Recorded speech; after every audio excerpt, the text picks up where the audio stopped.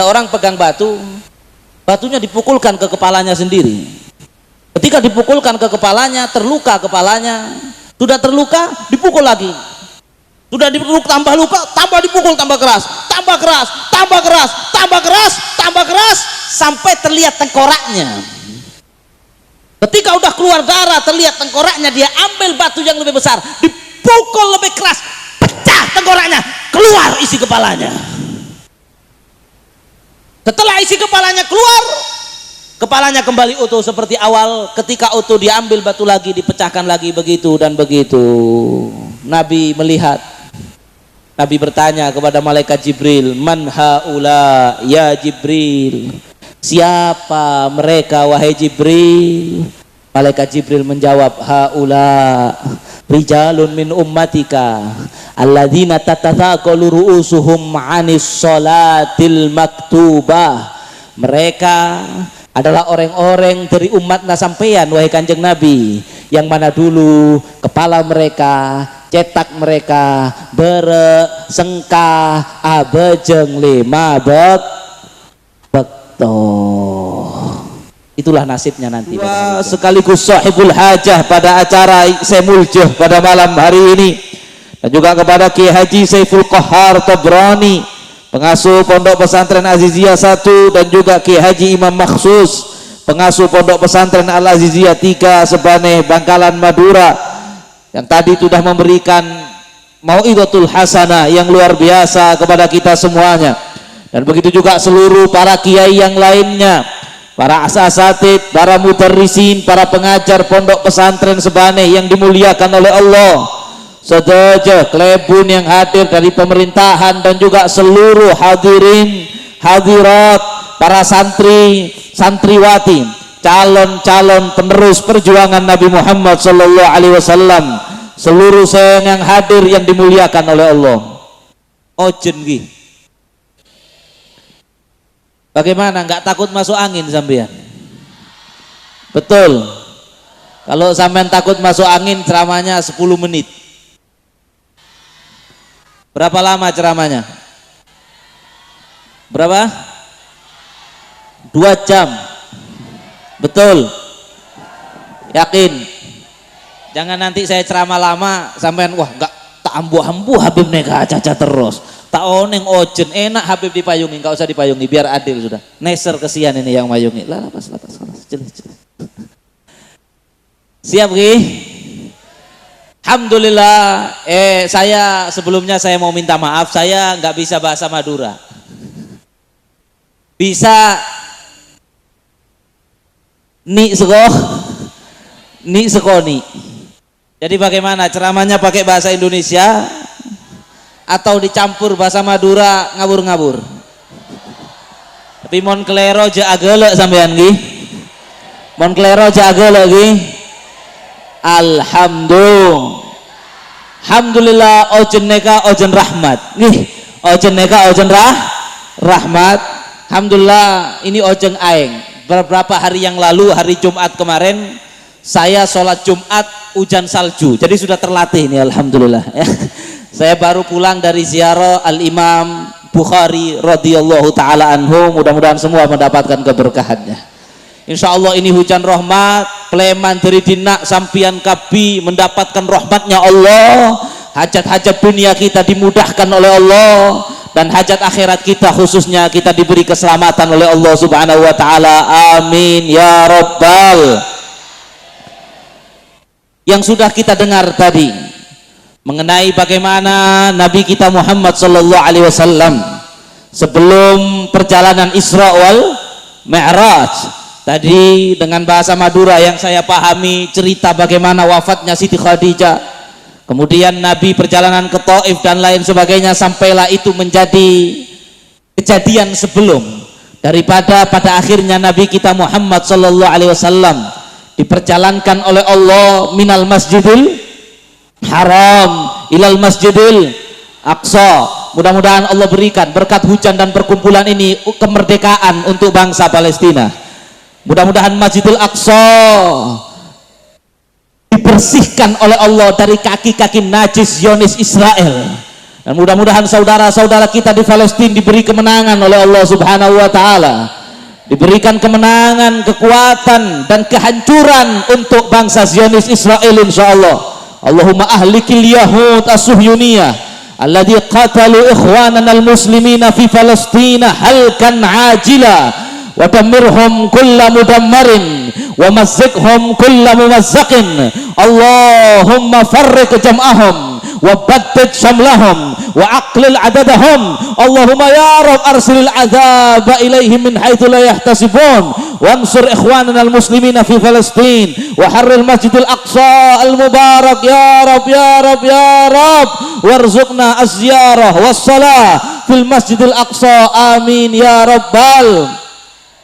Perjalanan Isra Mi'raj Nabi dari Masjidil Haram ke Masjidil Aqsa, yang Masjidil Aqsa diberkahi sekelilingnya oleh Allah Subhanahu wa ta'ala, yang perjalanan itu dikenal dengan perjalanan Isra. Dan kemudian dari Masjidil Aqsa Nabi diperjalankan naik menembus lapisan langit 1, 2, 3, 4, 5, 6, 7 sampai ke Sidratul Muntaha, sampai berhadap-hadapan dengan zat Allah, yang mana ini hanyalah kemuliaan yang pernah Allah berikan kepada Nabi Muhammad saja. Bahkan malaikat tidak ada yang pernah, malaikat Jibril tidak pernah, Nabi yang lain tidak pernah. Satu-satunya makhluk, bukan satu-satunya Nabi, satu-satunya makhluk yang diizinkan untuk berhadapan dengan zat Allah ruhan wa jasad, dan ruh dengan jasadnya sebelum hari kiamat hanya Nabi Muhammad sallallahu alaihi wasallam. Sampai Al-Imam Muhammad Al-Busiri dalam qasidah burdahnya beliau mengatakan saraita min haramin lailan ila haramin kama saral badru fi dajin minadh dhulami wa bittatarqa ila annil manzilatan min qabi qausaini lam tudrak walam turami.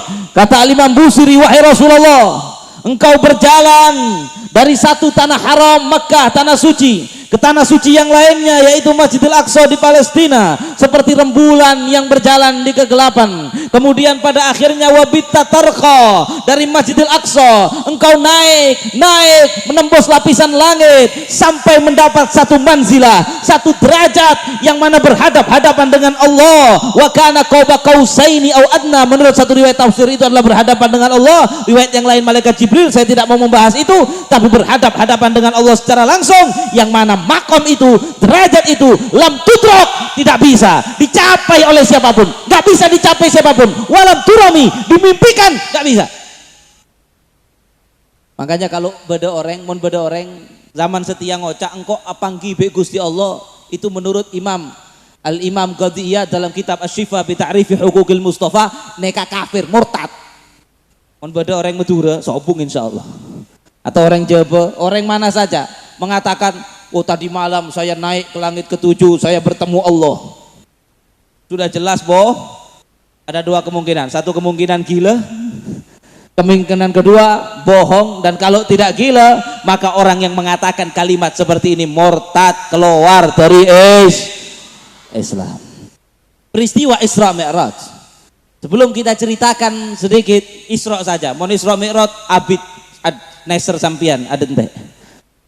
Peristiwa Isra Mi'raj di antara hikmahnya kata para ulama adalah agar umat sadar bahwa Nabi kita Muhammad sallallahu alaihi wasallam adalah benar-benar nabi yang diutus oleh Allah, dan bahwa agama kita, perhatikan ini penting, anak-anak pondok perhatikan ya, agama kita ini adalah agama sanad, bukan hanya agama yang mengikuti aklani logika. Agama kita agama sanad, sampean ngaji kepada kiai sampean, kiainya ngaji kepada kiainya lagi, kepada kiainya lagi, kepada kiainya lagi, kepada kiainya lagi, kepada kiainya lagi, sampai sahabat Nabi, sampai sahabat ngaji ke Nabi Muhammad sallallahu alaihi wasallam. Nabi Muhammad dapat wahyu dari Allah. Maka apa yang kita terima dari sanad ini masuk akal atau tidak masuk akal, kita beriman.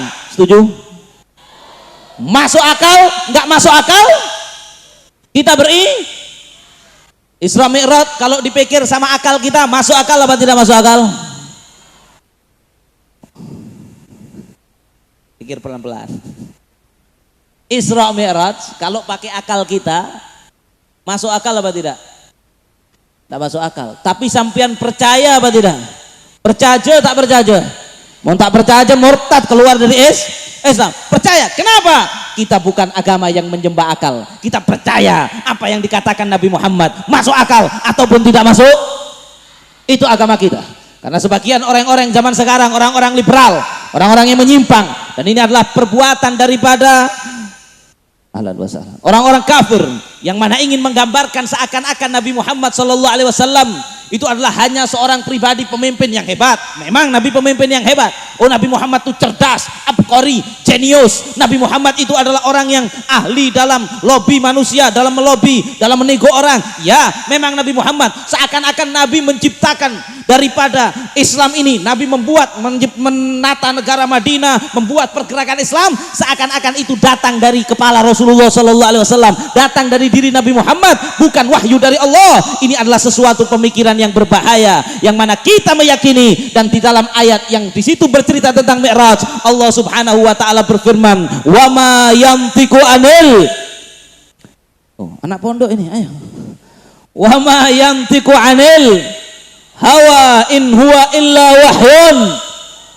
Apa yang disampaikan Rasulullah dari ajaran Islam ini bukan dari diri Nabi Muhammad SAW, bukan dari pribadi Nabi Muhammad, akan tetapi wahyu yang datangnya dari Allah, yang mana Allah Subhanahu wa taala menurunkan wahyu tersebut kepada Nabi Muhammad SAW. Maka dari itu wahyu itu tadi dan kejadian-kejadian yang disampaikan Nabi Muhammad, adapun dia masuk akal atau tidak masuk akal, kita percaya. Allah menceritakan Nabi Muhammad membelah bulan menjadi dua, iqtarabatis sa'atu wan syaqqal qamar. Allah berfirman bahwasanya kiamat sudah dekat, bulan terbelah menjadi dua. Kita percaya. Hadis yang sahih dan mutawatir menceritakan bahwa dari ibu jari, apa bahasa Maduranya ini?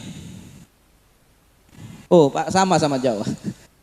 Dari jempolnya Nabi SAW bisa keluar air diminum oleh lebih daripada ratusan orang, yang mana ini tidak masuk akal. Akan tetapi karena itu diriwayatkan para sahabat yang sangat banyak, mutawatir dan sangat sahih, walaupun tidak masuk akal, kita percaya. Itu salah satu hikmah Isra wal Mi'raj. Sekarang cerita Isra Mi'rajnya, singkat saja dan hikmah-hikmahnya. Saya ambil satu hadis Nabi SAW bersabda, kata Nabi, bainama ana naim id ja'ani Jibril wa Mikail wa ma'ahuma malakun akhar. Kata Nabi, ketika saya sedang tidur. Jadi Nabi nggak tahu, tidak terjadwal, paham Ki? Tidak terjadwal, Nabi tidak minta. Kalau dulu Nabi Musa itu minta kepada Allah agar bisa melihat Allah, ini Nabi Muhammad nggak minta, dan itu Nabi Musa pun nggak bisa melihat Allah pada akhirnya. Nabi Muhammad nggak minta, Nabi tedung. Kata Nabi, bainama ana naim, ketika saya sedang tidur, ija'ani Jibril, tiba-tiba datang malaikat Jibril, tapi datangnya tidak seperti biasanya. Wa Mikail, datang oleh malaikat, datang juga malaikat Mikail, wa ma'ahuma malakun akhar, dan kemudian ada juga banyak malaikat-malaikat selain. Maka Nabi bangun, kemudian Nabi SAW dibawa ke Hijr Ismail di dekat Ka'bah. Kemudian Nabi dibelah hatinya, dan ini adalah kali yang keempat dibelah dada Rasulullah SAW, dicuci, dipenuhi dengan ilmu, hikmah dan lain sebagainya. Al Habib Ali bin Muhammad bin Husain Al Habsyi pernah mengatakan, wa ma akhrajal amlak an qalbihi ada walakinnahu zaduhu tuhran ala tuhrin. Kata Habib Ali Habsyi, sungguh Allah bukanlah membersihkan kotoran, enggak, hati Nabi sudah bersih, tapi yang sudah bersih dijadikan lebih bersih. Setelah dibelah dadahnya, ditutup, kemudian diletakkan di antara dua pundak Nabi SAW satu tanda khatam an-nubuwah, tanda kenabian. Makanya kita ada qasidah, baina katifaihi alamah, antara kedua pundak Nabi Muhammad ada satu tanda kenabian. Menurut satu riwayat, tanda itu diletakkan ketika malam sebelum Nabi mangkat perjalanan Isra Mi'raj. Singkat cerita, nggak saya ceritakan detail yang ada di hadis. Kalau detail abid, di antaranya Abuya Said Muhammad bin Alwi Al-Maliki Al-Hasani rahimahullah wa rahimahullah ta'ala wa radhiyallahu ta'ala anhu. Beliau menulis satu kitab khusus cerita Isra Mi'raj, judulnya Wa huwa fil ufuqil a'la, tebalnya segini, Isra Mi'raj saja. Kemudian kita tahu Oneng Kabi disiapkan satu kendaraan namanya Cherry, namanya Burak. Khalas, saya nggak cerita Burak. Disiapkan Burak. Dalam satu riwayat ketika Nabi mau naik Burak itu apa bahasa Maduranya? Bergetar-getar gini. Sampai Nabi susah melarat, kanjeng Nabi mau naik ke atas Burak. Maka kemudian ketika Burak seperti itu, malaikat Jibril tiba-tiba memukul Burak, mengatakan amat tastahya Burak, wallahi ma rakibaka khalqun akram 'ala Allah minhu. Wahai Burak, tak todus kakek wahai Burak, tidak ada makhluknya Allah yang menaiki kamu yang lebih mulia dari Nabi Muhammad sallallahu alaihi wasallam. Ternyata Burak goyang-goyang begini bukan karena kurang ajar atau apa. Ternyata kalau bahasa anak mudanya sekarang nervous. Oneng nervous gitu, gugup, karena ternyata Burak itu sudah kerong bi kanjeng Nabi Muhammad, apanggi bi kanjeng Nabi Muhammad, menunggu dalam satu riwayat yang lain Burak neka sebenarnya banyak. Kemudian dikabarkan nanti salah satu di antara kalian akan ada yang mendapat tugas untuk membawa semulia-mulianya makhluk Allah, yaitu Nabi Muhammad. Maka Burak yang satu ini dia berharap beratus-ratus tahun, dia berharap sampai yang lain makan, dia tidak makan. Dalam satu riwayat wallahu taala alam, maka ketika dia yang dipilih, dia saking nervousnya, saking gugupnya bertemu Rasulullah, kalau bahasa sekarang salting. Kan kadang-kadang gitu, kita kalau sudah ngefans sama satu sosok, begitu ketemu bingung, jadi salah semua, betul apa tidak? Masya Allah. Maka begitu juga Burak ketika apanggi kanjeng Nabi Sallallahu Alaihi Wasallam, bingung Burak, ditepuk malaikat Jibril, baru sadar. Burak pun tenang, Nabi naik ke atas Burak. Maka kemudian Nabi naik Burak, malaikat Jibril ada di sebelah kanan, malaikat Mikail ada di sebelah kiri, di belakang yang awal banyak malaikat-malaikat yang lain. Di sini menunjukkan Nabi Muhammad lebih mulia dari malaikat Jibril, karena jelas yang dikawal lebih mulia dari yang mengawal. Betul apa tidak? Ada polisi ngawal presiden, ya berarti presiden jabatannya lebih tinggi, tapi itu jabatan dunia. Kalau lebih mulia belum tentu, walaupun presiden belum tentu mulia. Lanjut, saya nggak bahas itu. Presidennya bentar lagi ganti insya Allah. Ganti yang lebih baik, amin. Ya Rabbal Alamin. Ya karena mau nggak mau harus ganti kan ya. Kan nggak mau harus ganti, sudah selesai. Yang ini sudah 2 periode. Ganti orang lain aja insya Allah. Apa tadi? Amin ya Rabbal. Ini malaikat Jibril, sini malaikat Mikail, belakang malaikat yang lain. Jalan Burak itu berangkat dari mana? Oh tidak, bukan langsung, mampir-mampir dulu. Transit. Bukan gak bisa langsung, tapi memang dibuat mampir-mampir. Jalan Burak. Sampai di satu tempat banyak pohon kurma. Tiba-tiba berhenti di situ. Turun, Nabi dianjurkan sholat 2 rakaat. Fasalla rakaatain, maka Nabi abajeng 2 rakaat. Lestari kanjeng Nabi abajeng, malaikat Jibril tanya, Muhammad atadri aina shallaita? Wahai Muhammad, apakah sampian oneng? Kamma di mana? Sampean sedang sholat. Maka Nabi mengatakan, lah adri ya Jibril, engkau tak oneng wahai Jibril. Perhatikan, Nabi kalau nggak tahu bilang nggak tahu. Tapi kita kadang-kadang kalau nggak tahu ditanya, sok tahu. Gimana kejadian Carok kemarin di Tanjung Bumi? Oh, ada yang begitu. Begini kejadiannya, oh, padahal tak oneng. Padahal tak oneng. Wah, itu gini, jadi begini, terus gini, terus wah, gini. Insya Allah nggak ada yang begitu-begitu lagi. Ya, Masya Allah. Nabi ditanya, nggak tahu, bilang nggak tahu. Dikatakan kata Imam Ali bin Abi Thalib, dunia ini akan senantiasa aman, agama ini akan selamat selagi orang yang tidak tahu tidak malu bertanya, dan orang alim, orang yang ngerti ilmu, kiai sekalipun, habib sekalipun, idza suila amma la kalau dia ditanya amma daripada apa yang dia tidak tahu, maka dia tidak malu untuk mengatakan wallahu Jadi nanti kalian jadi yang sini ustadz, pesantren sini keluar jadi kiai, jadi bunyai, ditanya orang kalau nggak tahu bilang. Nabi aja ditanya, ini di mana wahai Muhammad, sholat di mana? Nabi bilang, la adri ya Jibril, engkau tak oneng. Malaikat Jibril mengatakan, sholaita bit thaibah wa ilaihal muhajirah. Sampian abajeng satu tempat namanya Thaibah, nanti sampean bakal hijrah ke sini. Itu adalah kota Madinah. Jadi ini hijrah, Isra Mi'raj nikah sebelum hijrah. Enggak lama setelah itu Nabi hijrah, berangkat lagi. Saya enggak mau cerita detail, mampir di satu tempat. Sholat 2 rakaat, ditanya, ya Muhammad atadri aina sholaita? Tahu sampean sekarang sholat di mana? Nabi bilang enggak tahu. Malaikat Jibril mengatakan, sholaita, engkau sholat di Tur Saina, di bukit Tur Saina, haitsu kallamallahu Musa taklima, tempat ketika Allah berfirman, berkalam secara langsung kepada Nabi Musa. Sholat lagi di satu tempat namanya Baitul Laham, tempat ketika haitsu wulida Isa bin Maryam, tempat dilahirkannya Nabi Isa bin Maryam. Ini semua menunjukkan bahwasanya tempat di mana para nabi pernah sholat, di situ ada barokah. Walaupun sebenarnya barokahnya Nabi Muhammad lebih mulia, lebih agung dari barokahnya Nabi Isa, dari barokahnya Nabi Musa, akan tetapi diajarkan tabarruk dari satu tempat. Misalnya ada bekas sujudnya kiai, barokah itu. Ya, ada berkat sujudnya orang soleh, berkas sarungnya kiai, simpen, barokah itu, ada barokahnya di situ.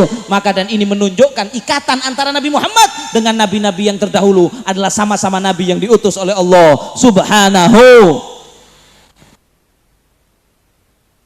Yang mana dulu ini? Udah. Nabi melihat beberapa, ini sering kita dengar kalau Isra Mi'raj, tapi perlu diulang-ulang. Dalam perjalanan Isra tadi dari Masjidil Haram ke Masjidil Aqsa yang mampir-mampir tadi, Nabi melihat beberapa pemandangan. Di antaranya Nabi melihat ada orang, ini gambaran kehidupan akhirat. Jadi Nabi waktu berangkat itu waktunya sudah ganti zona waktu akhirat, bukan zona waktu dunia. Kembali lagi ke Mekah, zona waktu dunia lagi. Paham gak? Nabi waktu jalan, Nabi melihat ada orang ngangkat kaju kata orang Madura. Mengangkat kajunya mereka berek, dia nggak kuat ngangkat, sempoyongan begini, jatuh, bangun lagi, kayak lagu itu, jatuh bangun, angkat lagi, jatuh lagi, ngangkat satu nggak kuat, ada kayu lain lagi mau diangkat lagi. Kok begitu susah sekali hidupnya orang ini? Nabi tanya, man hadza ya Jibril? Siapa ini wahai Jibril? Heran wahai Jibril.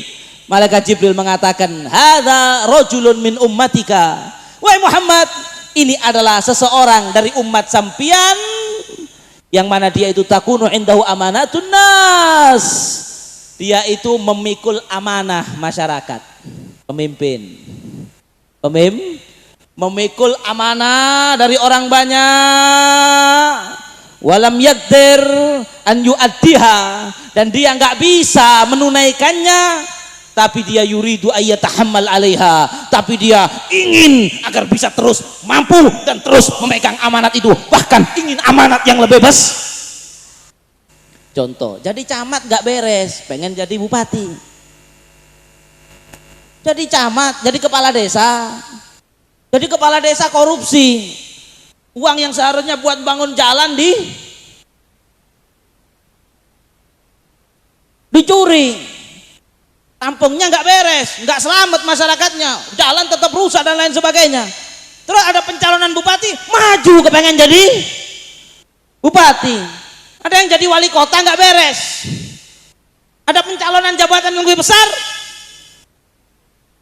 maju. Ada yang jadi menteri nggak beres.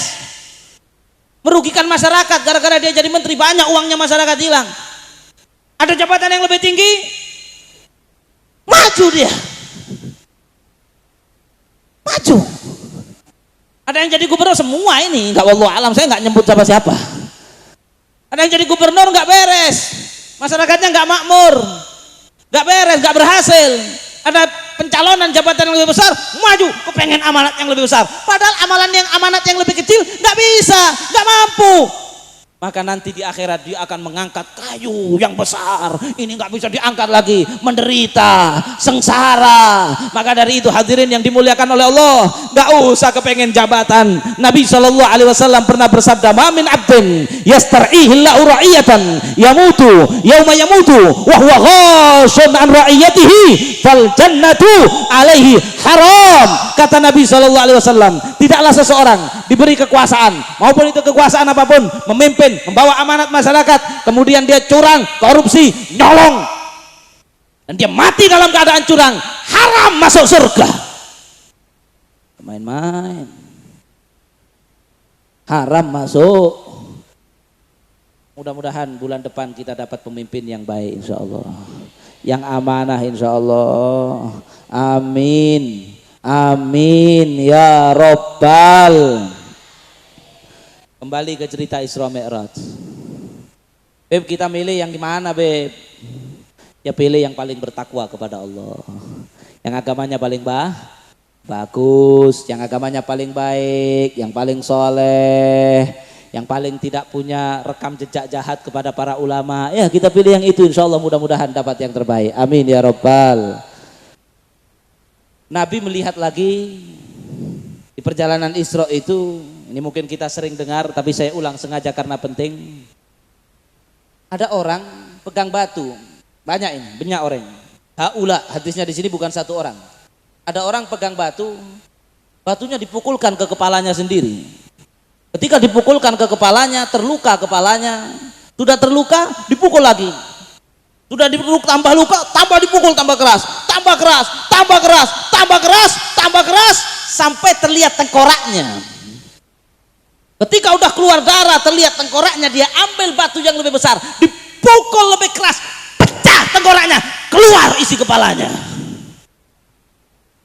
Setelah isi kepalanya keluar, kepalanya kembali utuh seperti awal. Ketika utuh diambil batu lagi, dipecahkan lagi, begitu dan begitu.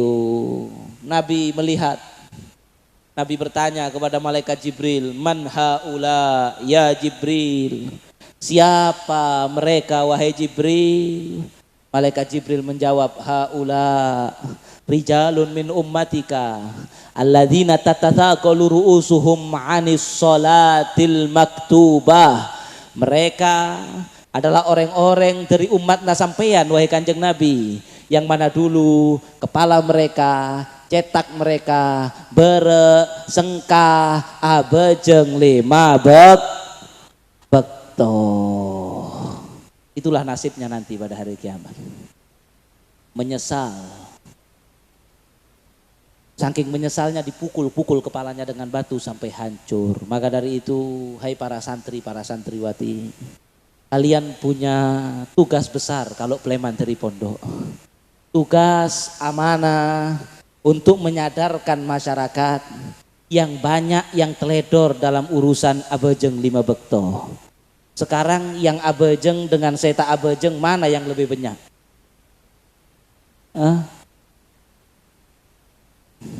Di masyarakat umum, kalau di pondok nggak kaget saya. Ada satu orang di Indonesia ini ya, ada satu orang buat survei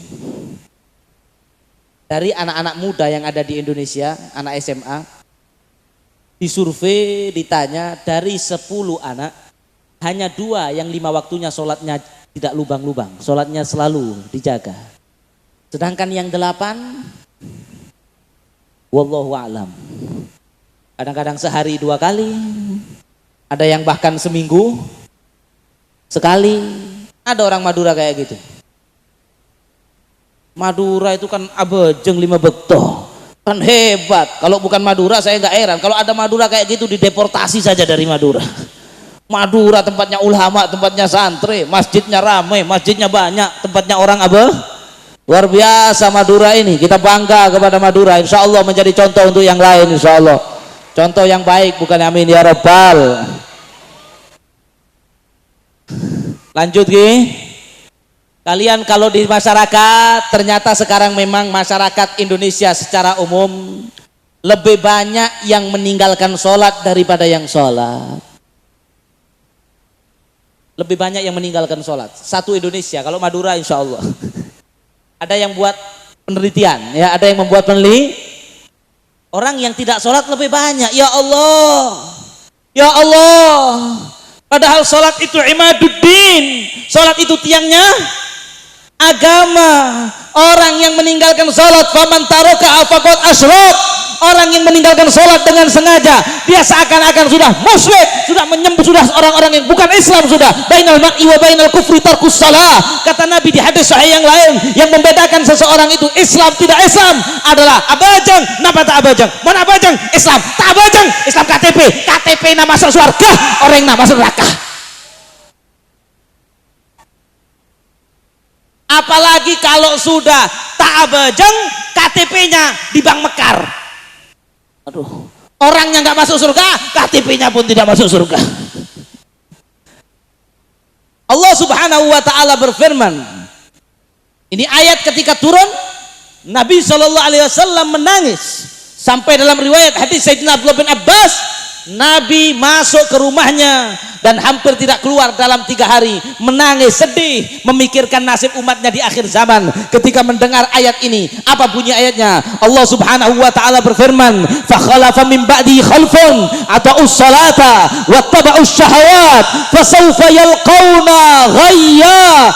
Kata Allah Subhanahu wa taala, maka dari generasi sahabat Nabi yang abajang kabi sopung orang bengal tak abajang 5 bekto zaman Kanjeng Nabi Muhammad sallallahu alaihi wasallam. Setelah itu datang generasi dari generasi sampai generasi micin ini, khalfun, satu generasi adha'us shalah, yang mana mereka menerlantarkan, menganggap tidak penting sholat 5 waktu, wattaba'us syahawat, odiknya, hidupnya hanya mengikuti syahwat, keinginannya. Kalau syahwatnya ingin tedung adzan subuh, as-salatu khairum minan naum, eding cuma naum, oke.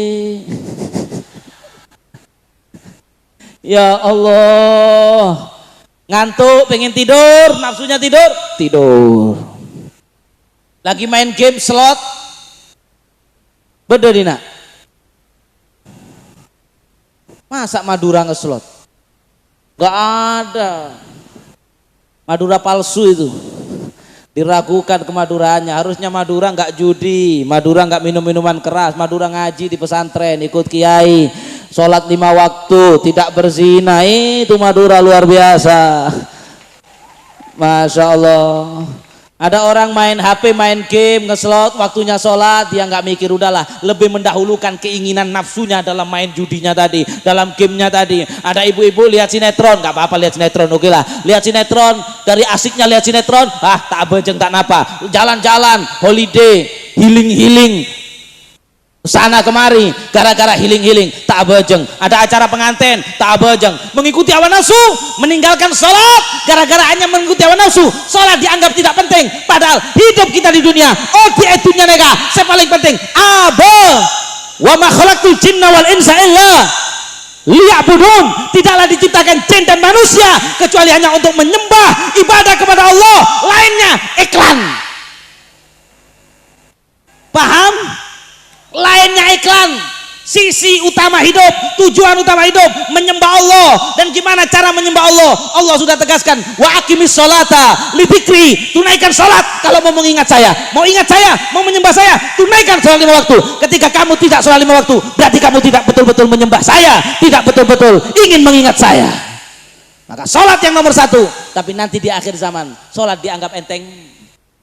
Ya Allah, mudah-mudahan Indonesia nggak terjadi benda yang sama. Saya tadi cerita baru saya sampai di Indonesia tadi malam. Saya pulang dari Uzbekistan, di sana saya melihat, ya Allah, padahal dulu di sana tempat ulama, Imam Bukhari, Imam Al-Maturidi, Imam At-Tirmidzi, semua dari sana. Kita ziarah makam-makam ulama, tapi Masya Allah masih lebih bagus Indonesia urusan sholat. Banyak mereka nggak bisa sholat. Ada saya ketemu satu orang, dia bilang, saya mau sholat tapi saya nggak bisa baca Fatihah. Saya nggak bisa sholat, istri saya sholat, sudahlah diwakili istri saya, enak sekali. Ya Allah, karena dulu mereka dijajah Uni Soviet, nggak boleh belajar Quran, nggak boleh ada pondok seperti ini, akhirnya mereka meninggalkan sholat. Ya Allah, maka ketika meninggalkan sholat, kata Allah, fasaufa yalqauna ghayya, mereka akan bertemu dengan sesuatu namanya ghaya. Panjang penafsirannya, saya simpulkan dua penafsiran. Satu, ghaya itu adalah wadin fi jahannam, satu lembah di neraka jahanam. Orang seta abajeng 5 bekto nanti akan berakhir di mana? Di lembah di neraka jahanam, namanya lembah ghaya. Yang kedua, ghaya yaitu kebingungan ketika hidup di dunia. Orang mon tak abajeng 5 bekto, sampean perhatikan, tak abajeng 5 bekto, dia itu mengikuti hawa nafsunya, ingin tidur-tidur, ingin main-main, tidak sholat, maka di dunia hidupnya bingung, susah, sobung PC sos, ndi PC gi sos, kita kawin sos, setelah kawin belum punya anak, lestak punya anak, tiap hari update status mengeluh, sampai statusnya itu kecil-kecil. Banyak kejamnya dunia ini, lebih baik aku mati saja, bunuh diri lah. Apakah hidup ini harus diteruskan atau cukup sampai sampai di sini? Teganya dirimu, hidup ini seperti di neraka. Kenapa? Tak abajeng. Seandainya abajeng 5 waktu, wahum dan mereka Allah sholatihim daimun, mereka terus 5 waktunya dijaga. Kalau dikasih musibah diberi kekuatan sama Allah, kalau dikasih kenikmatan bersyukur kepada Allah, nyaman odina edunya, paling tidak banyak bingungnya. Maka dari itu jaga abajeng 5 bak. Cukup apa kurang? Dikit lagi. Nabi melihat lagi. Ini hati-hati, ini zaman sekarang banyak. Nabi melihat ada orang dikasih daging. Yang satu daging segar, nyaman, sudah dimasak enak. Yang satu daging busuk. Apa bahasa Maduranya busuk? Apa? Oh, neka pun melarat. Itu sudah ya. Apa tadi? Ucok, Masya Allah. Salah. Satu daging segar, satu daging anehnya orang-orang ini daging yang segar, yang enak, saya nyaman, mereka tidak disentuh. Daging yang busuk di mana? Ketika dimakan daging yang busuk, ada belatungnya tadi, muntah sampai dalam riwayat yang lain keluar isi perutnya. Ketika sudah begitu bangun lagi, dikasih 2 daging lagi, yang satu segar, sedap, enak, nyaman, yang satunya busuk, keluar belatung, pilih belatung lagi, pilih daging yang busuk lagi. Nabi tanya lagi, man haula, wa fi riwayatin ukhra man hadza ya Jibril. Ada 2 riwayat, ada yang meriwayatkan jama', ada yang meriwayatkan man hadza. Saya pakai yang man hadza. Man hadza ya Jibril. Nabi di atas buruk ini dalam perjalanan Isra. Apa ini? Siapa mereka? Siapa dia wahai Jibril? Malaikat Jibril mengatakan, hadza rajulun min ummatik. Itu adalah seseorang dari umat sampian wahai Kanjeng Nabi. Takunu indahu imra'ah halal at-thayyibah. Sudah punya istri yang halal, ibarat daging yang segar tadi. Sudah punya istri, sudah menikah, sudah punya istri halal, halalan thayyiban. Mau diapakan saja? Ya nggak boleh dipukul, nggak boleh. Mau diapakan saja, mau mencurahkan syahwatnya semua sama istrinya halal. Akan tetapi dia ya'ti ila imro'ah khabitha. Sudah punya istri di rumah, istrinya nggak disentuh, ke karaoke. Sobung insya Allah Madura. Biasanya ke Surabaya orang sini kalau begitu. Jadi nggak di Madura. La haula wala quwata. Ke karaoke, ke pelacuran, atau mungkin pacaran lewat aplikasi lah ini dengan perempuan yang tidak baik, perempuan murahan, perempuan yang nggak menjaga harga dirinya, padahal di rumahnya istrinya bersih, masya Allah, tidak dibuka auratnya, tidak disentuh lelaki lain. Lebih suka sampah, lebih suka daging busuk yang satu hari disentuh 5 laki-laki, 10 laki-laki, yang menjadi daripada bulan-bulanan banyak laki-laki kotor, menjijikan. Laki-laki ini ternyata datang ke sana, istrinya nggak disentuh. Ya Allah, fayabitu indaha hatta yusbih. dan dia bisa tidur dengan perempuan itu sampai pagi, maka nanti pada hari kiamat dijejalkan ke coloknya, ke mulutnya daging busuk, muntah, dijejalkan lagi dan tidak diizinkan dia untuk menyentuh daging yang enak dan segar. Fal'iyadu billah. Amin. Hati-hati. Kadang-kadang ada yang sama ulama cinta zina jalan terus. Nabi pernah bersabda, al-muqim ala zina in mata laqiyallahu ka'abidi wathan. Kata Nabi, orang yang zina pole, pas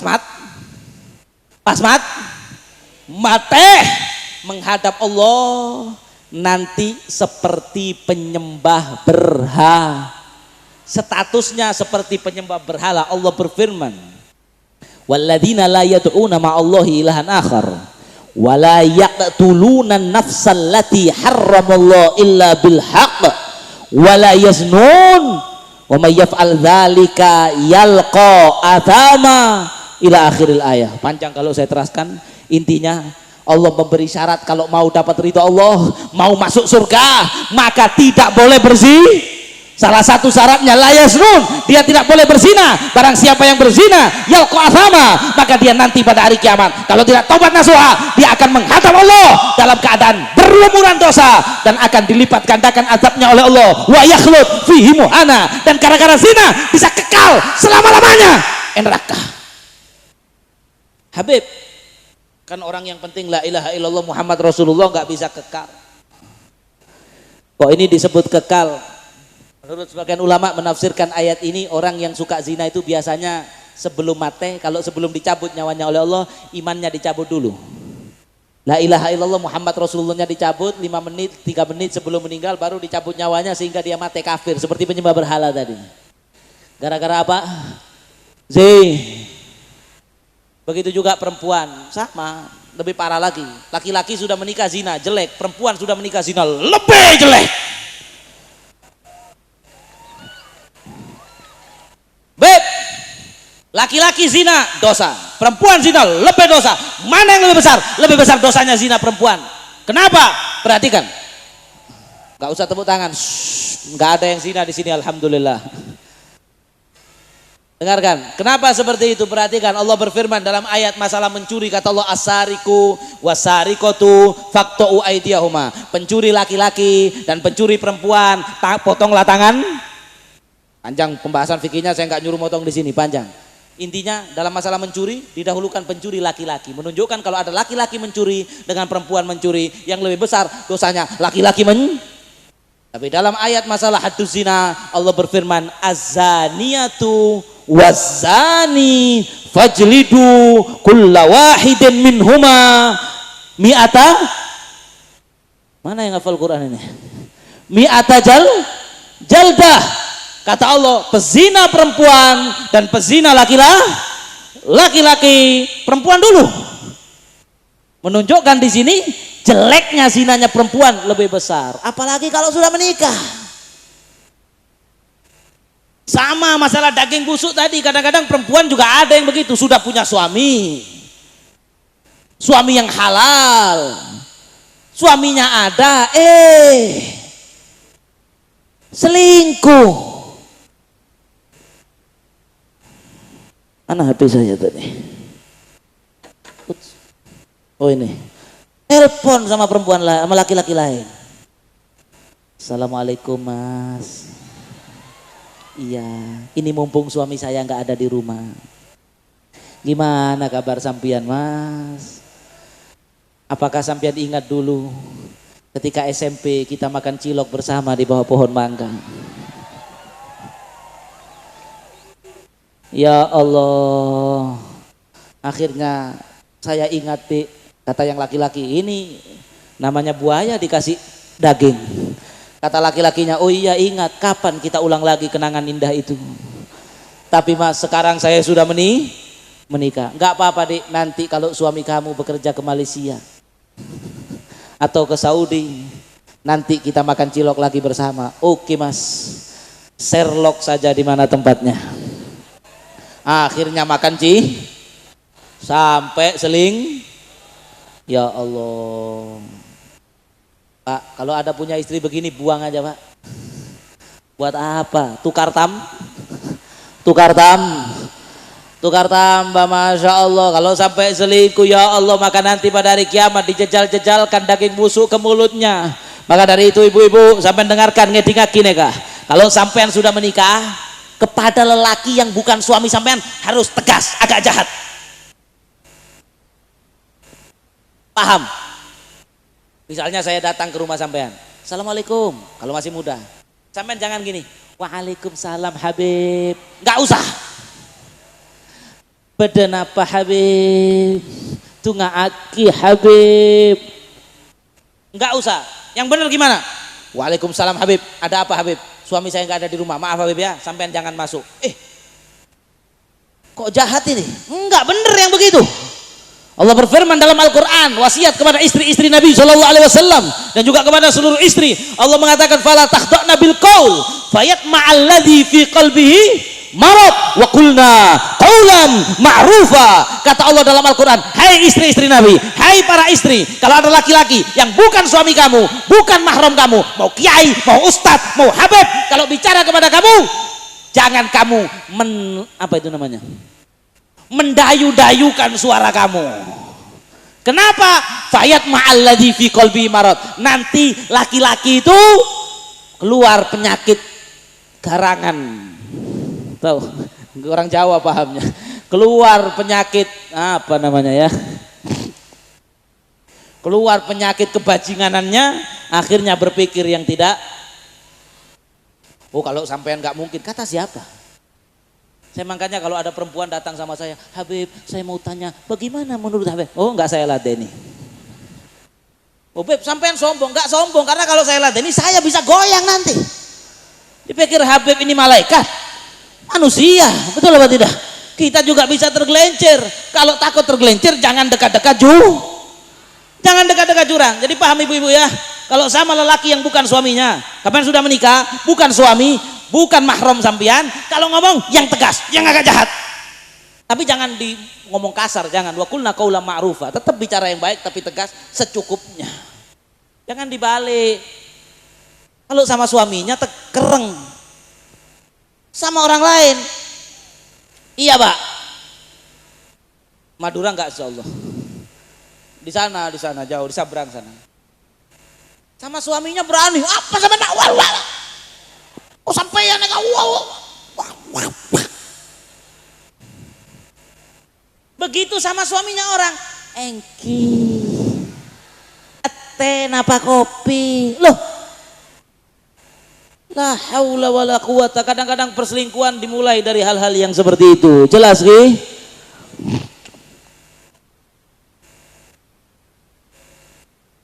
Kalau ada orang telepon sampean, Bu, nggak ada perlunya. Siapa ini fulan? Kenapa cuma mau tanya kabar? Maaf ya, saya sudah menikah. Saya tidak berbicara dengan laki-laki kalau tidak ada perlu. Kalau ada perlu secukupnya. Kalau nggak ada perlu, saya nggak bicara. Saya cuma sama suami saya. Assalamualaikum warahmatullahi wabarakatuh. Tak. Itu istri solihah. Lanjut sedikit lagi. Sudah, nggak selesai jam berapa ini? Sudah 1 jam ceramahnya. Dikit lagi.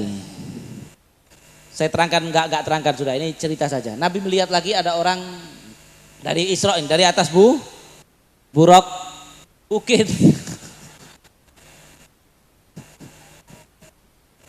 Break dulu, bismillahirrahmanirrahim.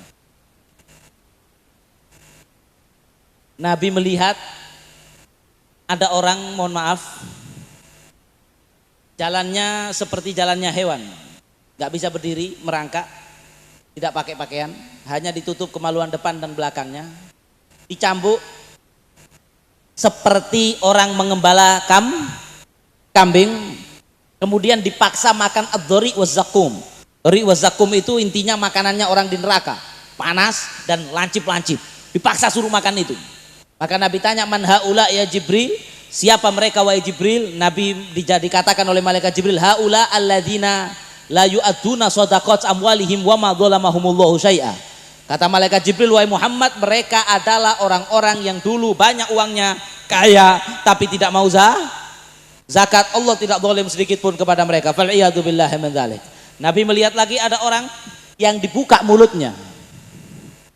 Mulutnya dibuka, kemudian diambilkan batu-batu yang sudah dipanaskan dengan api neraka, diserok begini, kemudian dimasukkan ke dalam mulutnya orang itu tadi, dan batu-batu itu masuk ke dalam perut mereka, dan perut mereka pun kepanasan sampai mereka guling-guling tidak kuat karena panasnya batu yang di dalam perut mereka, tabuk mereka. Maka Nabi bertanya, man haula ya Jibril, siapa mereka itu ya Jibril? Maka malaikat Jibril mengatakan, haula alladina ya'kuluna amwalal yatama zulman innama ya'kulu fi butunihim naro wa sayaslauna sa'ira. Kata malaikat Jibril, wahai Muhammad, mereka adalah orang-orang yang dulu di dunia makan hartanya anak yatim secara ya tinggal seteh. Kadang ada ponaannya yatim, ada hartanya warisan, dipakai sama pamannya, pakai beli mobil, pakai umroh, boleh? Gak boleh. Kalau ghaniyan falyasta'fif, kalau pamannya sudah cukup nggak boleh ngambil. Kalaupun kepepet megang anaknya mau ngambil sedikit untuk makan boleh. Tapi ini kadang-kadang ngelola anak yatim, masya Allah, anak yatimnya makan nasi sama tempe, pengelolanya naik Alphard. Kalau Alphard dari hasil kerja yang lain nggak apa-apa, kalau dari hartanya anak yatim hati-hati. Dimasukkan ke dalam perut kamu nanti bara-bara batu-batu dan yang panas dari bara api, dan kamu akan terbakar isi tubuhmu. Fal'iyadzubillah. Yang terakhir, Nabi waktu di Isra, waktu perjalanan di Buraq itu, Nabi dikejar oleh satu sosok makhluk, yang mana makhluknya itu menyemburkan api. Makhluknya menyemburkan api. Menyembur api ke arah Rasulullah. Ini sahih hadisnya ya. Ini hadisnya sahih. Jangan dipikir wah Habib ini lihat film Avatar apa Habib. Enggak, ini hadis. Disembur. Apinya mendekat Rasul, sehingga Rasulullah merasa tak nyaman. Nabi merasa enggak nyaman dan khawatir.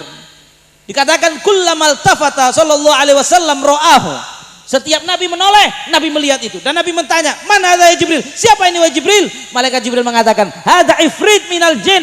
Yang ini harus dihafalkan. Kalian harus hafal ini nanti terakhirnya. Hada ifrit minal jin.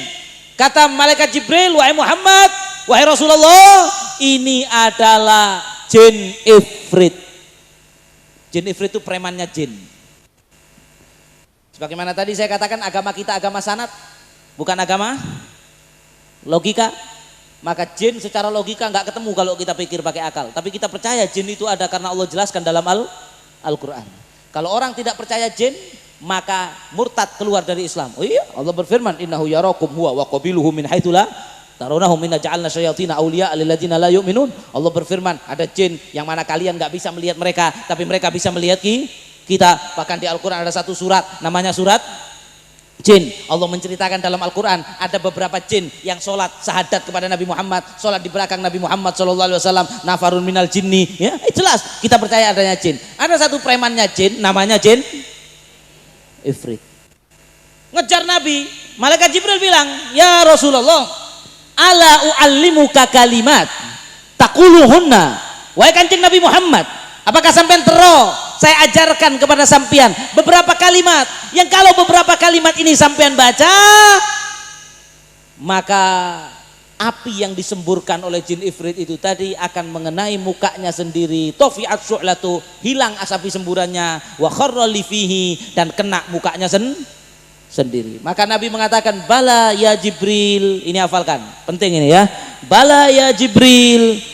Iya wahai Jibril, apa doanya wahai Jibril? Maka malaikat Jibril menuntun. Tak tahu saya masih ingat apa lupa. Udah lama enggak ceramah Isra Mi'raj. Ya. Kata malaikat Jibril, doanya kalau enggak salah, a'udzu biwajhillahil karim wa bi kalimatillahi tammat allati la yujawizuhunna barrun wala fajir min syarri ma yanzilu minas sama wa min syarri ma ya'ruju fiha wa min syarri ma dhara'a fil ard wa min syarri ma yakhruju minha wa min fitanil laili wan nahari wa min tawarikil laili wan nahari illa tariqan yatruku bi khairin ya Rahman. Bisa hafal, nanti lihat di Mr. YouTube. atau cari di mana, tanya sama kiainya, tanya sama ustadznya, mana doa yang diajarkan malaikat Jibril kepada Nabi di malam Isra Mi'raj untuk mengalahkan jin if. Ketika Nabi membaca doa itu tadi, maka tiba-tiba api yang disemburkan yang tadi, apinya tiba-tiba terkena mukanya jin ifrit, dan jin ifrit geger. Apa jatuh itu bahasa Maduranya? Geger, jin ifrit jatuh. Dan ini doa ampuh luar biasa, sampai sekarang masih ampuh. Ada satu orang ulama luar biasa, seorang habib luar biasa, namanya Al-Habib Ahmad Masyhur bin Toha Al-Haddad rahimahullah ta'ala. Beliau ini mengislamkan orang sampai menurut satu riwayat mengislamkan hampir 1 juta orang di Afrika. Bukan zaman dulu ya, masih ada fotonya. Dan masih ada orang yang dulu khidmat nyupir ke beliau, ya satu generasi di atas kita, wafat rahimahullah. Habib Ahmad Masyhur bin Toha Al-Haddad dalam manakibnya beliau pernah menceritakan, dalam perjalanannya beliau pernah menulis perjalanannya ke perkampungan di Afrika dalam perjalanan dakwah beliau. Beliau mengatakan, pernah saya masuk satu daerah di Afrika, saya masuk di satu kampung, ternyata di kampung itu banyak sekali satu kampung jin jahat. Yang mana jin jahat itu saya diperlihatkan oleh Allah, kata beliau. Jin jahat itu menyerang saya secara bersamaan. Semua mau ngeroyok Al-Habib Ahmad Masyhur bin Toha Al-Haddad. Maka semua ingin menyerang saya. Saya kebingungan dan saya teringat doa yang diajarkan malaikat Jibril kepada Nabi Muhammad SAW malam Isra wal Mi'raj. Maka ketika saya baca doa itu, maka jin yang begitu banyak yang ingin menyerang saya semuanya buruh, lari, semburat, dan sejak saat itu hilang sampai saya beberapa lama di kampung itu tidak ada satupun yang berani kembali. Hanya dengan doa tadi, a'udzu biwajhillahil karim. Jadi nggak perlu ke dukun. Kalau takut diganggu jin, baca doa ini, minta perlindungan kepada Allah. A'udzu biwajhillahil karim wa bi kalimatillahi tammat allati la yujawizuhunna barrun wala fajir min syarri ma yanzil minas sama wa min syarri ma ya'ruju fiha wa min syarri ma yakhruju minal ard wa min syarri ma dhara'a fil ard wa min syarri ma dhara'a fil ard wa min syarri ma yakhruju minha wa min fitanil laili wan nahar wa min tuwarikil laili wan nahar illa tariqan yatruku bi khairin ya Rahman. Sudah sampailah Nabi di Masjidil Aqsa. Nabi sampai, buruknya diparkir, tapi nggak ada tukang parkir. Buruk diparkir, Nabi masuk ke Masjidil Aqsa, kosong, sopu ngoreng. Abajeng Kanjeng Nabi, abajeng tahiyatul Nabi abajeng tahiyatul masjid, lestari abajeng tahiyatul masjid. Maka para santri kalau bisa jangan tinggalkan sholat tahiyatul masjid. Nabi bersabda, u'tul masajid haqqah rok'atani qabla an tajlis. Jagalah tahiyatul masjid, jaga, kasihlah haknya masjid. Apa haknya masjid? Abajeng 2 rakaat sebelum toju. Nabi abajeng tahiyatul masjid, lestari abajeng tahiyatul masjid. Tiba-tiba masjid neka banyak orang, full.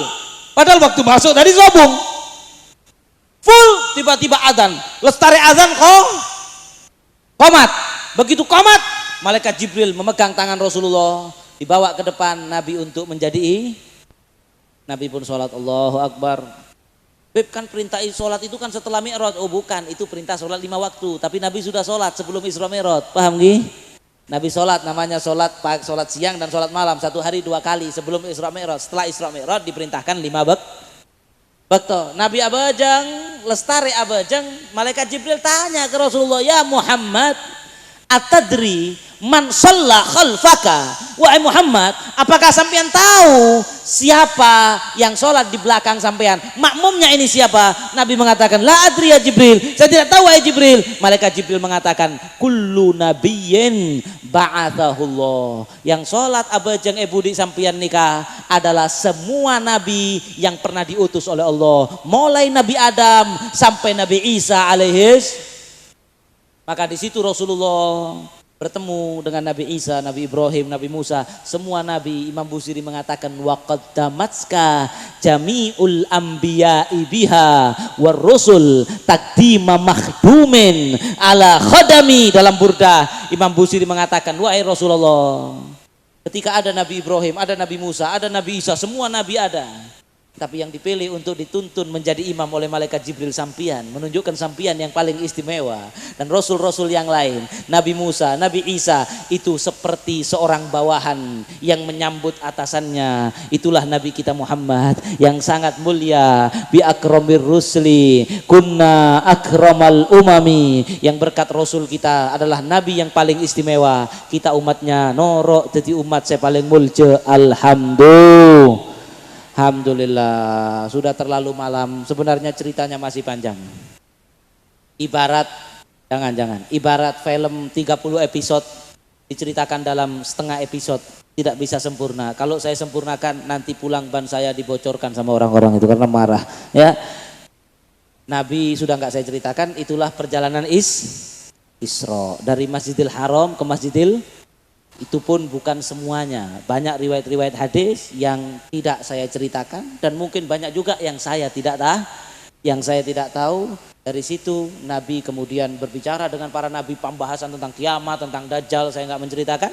Nabi kemudian keluar dari Masjidil Aqsa, satu tempat Nabi berdiri di atas batu dan memulai perjalanan Mi'raj. Menurut riwayat yang paling kuat, Mi'raj tidak menaiki buraq. Ini kalian perlu tahu ya. Yang pakai buraq hanya dari Masjidil Haram ke Masjidil Aqsa, dan nanti ketika kembali dari Masjidil Aqsa kembali ke Masjidil Haram. Adapun dari Masjidil Aqsa naik ke atas menembus tembusan langit, Nabi tidak naik buraq, tapi dipegang tangan kanannya oleh malaikat Jibril, dipegang tangan kirinya oleh malaikat Jibril bisa terbang. Oh, malaikat Jibril itu ra'aitu Jibrila walahu sittumi'ati janahin.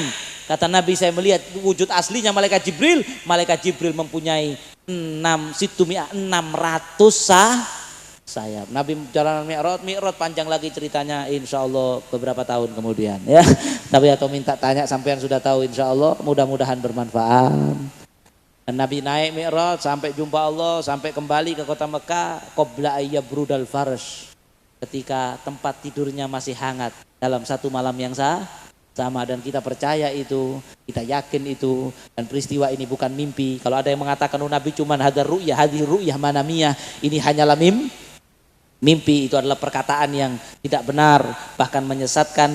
Nabi diperjalankan dengan jasadnya, dengan ruhnya dalam keadaan sadar, dan dalam satu malam, hitungan waktu dunia, waktu itu milik Allah, Nabi kembali di kota Mekah di malam yang sama. Peristiwa itulah yang menurut satu pendapat yang termasuk paling kuat terjadi pada malam 27 Rajab, yang kita yakini, kita ambil hikmahnya. Mudah-mudahan kita semua mendapatkan keberkahan dari Nabi kita Muhammad sallallahu alaihi wasallam, dari berkah Isra wal Mi'raj. Dan sekali-kali mudah-mudahan tempat Mi'rajnya Nabi, tempat Nabi memulai Mi'raj Masjidil Aqsa, sesegeranya diberi kemerdekaan oleh Allah, dibebaskan dari penjajah Zionis Israel laknatullah, amin ya rabbal alamin. Ini yang bisa saya sampaikan. Ada kekurangan, ada kesalahan, saya mohon maaf yang sebesar-besarnya. Ada kata-kata yang kurang berkenan, kurang sopan, menyinggung hati daripada sampian semuanya, saya mohon maaf. Kalau gula neka acaca, abi tak ambu-ambu, leso saya adente, sampian leso kakinya kesemutan, saya mohon maaf yang sebesar-besarnya. Kalau ada yang duduk di sebelahnya sound system terganggu, waduh Habibnya marah-marah, teriak-teriak, ceramah kok begitu, saya minta maaf. Sebenarnya saya lebih suka ceramah perlahan-lahan begini, tapi kok kebeter, kok ceramah pelan-pelan sampean tedung.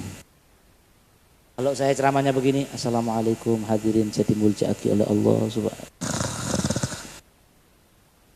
Makanya sunnahnya ceramah itu dikeraskan. Nabi kalau pidato ala sautuh wastadda ghadabu. Nabi kalau berceramah, Rasulullah itu seperti suaranya keras, seperti engak orang marah, engak seperti marah. Jadi kalau tadi ada nada yang saya seperti marah, itu cuman seperti engak, tidak marah ya.